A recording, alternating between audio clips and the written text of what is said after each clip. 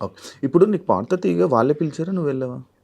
నేను యాక్చువల్లీ ఆడిషన్‌కి వెళ్ళలేదన్న. నాకు severe health issue ఉండి నేను ఆడిషన్‌కి వెళ్ళలేదు. హ్మ్. సో, ఇంకా డ్రాప్ అయిపోయినట్టే అనుకున్నాను. ఇంకా ఈ సీజన్ అవ్వదులే అని. హ్మ్. బట్ వాళ్ళే కాల్ చేసి పిలిచారు. వాళ్ళే కాల్ చేసి పిలిచారు. సో, వాళ్ళే పిలిచి ఇవన్నీ చేశారు. హ్మ్. సో అంటే నువ్వు అప్పుడు వాళ్ళు పిలిచాక కూడా ఆడిషను, అలాంటిదేం చేయలేదు. ఎందుకంటే నీకు ఆల్రెడీ ఎక్స్‌పీరియన్స్ ఉంది గాబట్టి.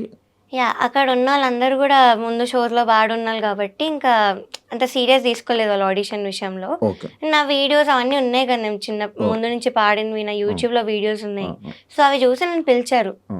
సో, వాళ్ళే పిలిచి, వాళ్ళే ఇలా ఇన్సల్ట్ చేసి, హ్మ్. రీజన్ లేకుండా తీశారు, నన్ను ఎలిమినేట్ చేశారు. హ్మ్. ఇంకొకటి క్లాసికల్ రౌండ్‌కి కాలేజ్ రౌండ్ అని ఒకటి పెట్టారు. హ్మ్. ఈ రెండిటికి ఎలా కంపేర్ చేస్తారసలు? హ్మ్. బికాస్ డిఫికల్టీ లెవెల్‌లో క్లాసికల్ పైనుంటుంది. It is hard.